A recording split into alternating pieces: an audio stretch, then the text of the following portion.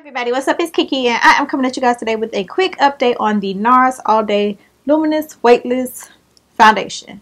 I did a review on this foundation back in February, or I did a first impressions on this foundation back in February, and I want to come back and update you guys on how I feel about the foundation now. So yes, I still have the foundation, and if you guys saw in a few of my videos back where I post in the info section what foundation I'm wearing and things like that, a few of you picked up on that I changed the color. So I went from Macau and I changed it to New Guinea. I think that's how you pronounce it, New Guinea.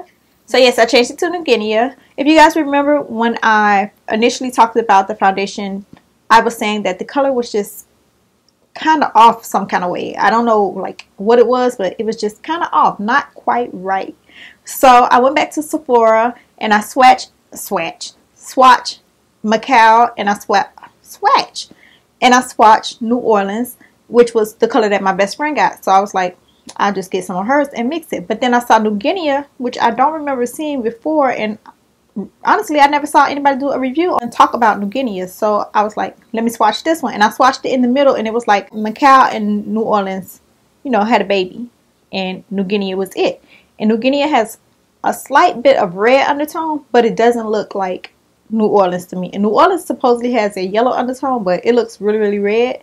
And so I went with New Guinea, and I actually like this color, and I actually like it even more now than I did back then.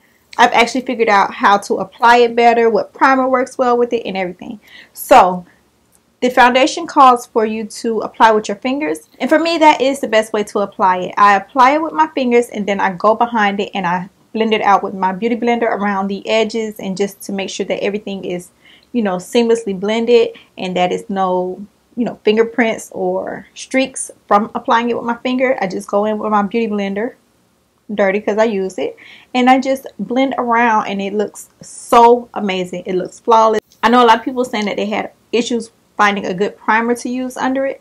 I tried using the Becca Stay Matte under it. When I used that, it would either like move the primer around, or it would leave like splotchiness, like it wouldn't blend perfectly. So I knew that foundation probably was too thick, or just because it had like that silicone feel in it, it didn't allow the foundation to move around my face properly. So I purchased the Smashbox primer water to actually use with this foundation, and it works wonders with it. It keeps it on all day. It gives it a smooth, flawless finish. It doesn't like disrupt the foundation, and it doesn't make the foundation go on splotchy. It just gives it a nice even coat. Love this primer water.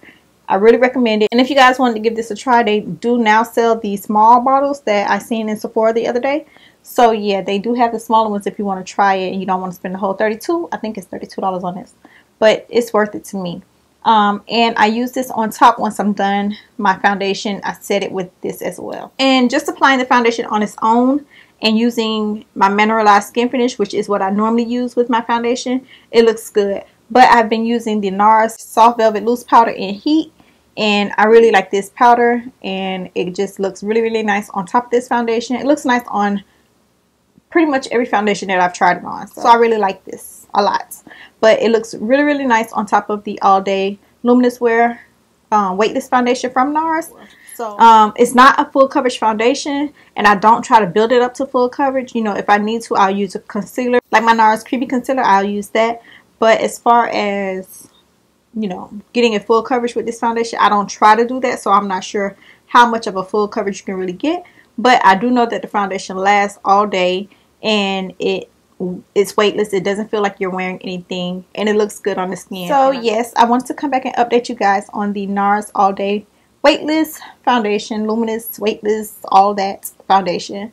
It's not a love, but it is a highlight. Like, it's not one of my top favorites. It is pricey, and I know a lot of people like it's too pricey not to be a love. But my loves are my Giorgio Armani foundation, which was like $65, and my Chanel foundation, which was like $60. Those are my loves. And also my Estee Lauder Double Wear, which wasn't that expensive. But those two, my two luminous foundations that I love, are the Chanel and the Giorgio Armani. So this one is a nice everyday foundation when I don't want to, you know, go for those. So yeah, I really like this foundation, especially since I've learned how to wear it and got a color that matches me a little bit better. So So let me know if you have the foundation, if you kept it, if you love it, if you like it, if you took it back. And let me know if you guys have tried the Smashbox Primer Water as well as the Nars Soft Velvet Loose Powder. Yeah, so that was it. I just wanted to update you guys. I love you guys, and I'll talk to y'all later. Bye.